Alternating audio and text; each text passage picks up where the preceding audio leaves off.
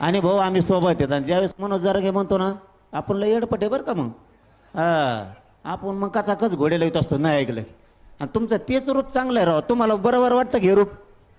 भाऊचं तेच रूप लय. थोबाडात हाणीन बुटाड हाणीन आणि मग ते माईकच फेकून हाणीन. ते रूप लोकाला आवडतंय. मी होतो ना एकटा एकला उपोषणला बसायला. तुमची तब्येत खराब झाली मय झाली आणि समाजासाठी करणारे जर वाकडे तिकडे होऊन पडले तर मग काय करायचं.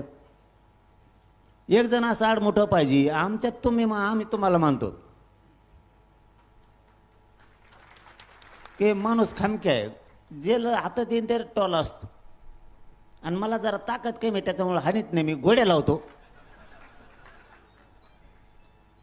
त्यामुळे तुमचं रूप ते चांगलं आहे पण जाऊ द्या.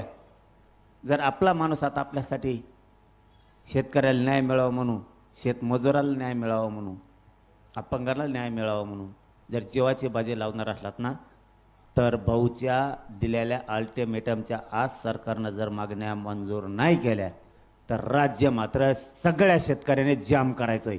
कुणी पक्ष संघटनामध्ये आणायचं नाही. बच्चू भाऊसाठी एक दिवस असं ठरवायचं. बच्चू भाऊसाठी एक दिवस.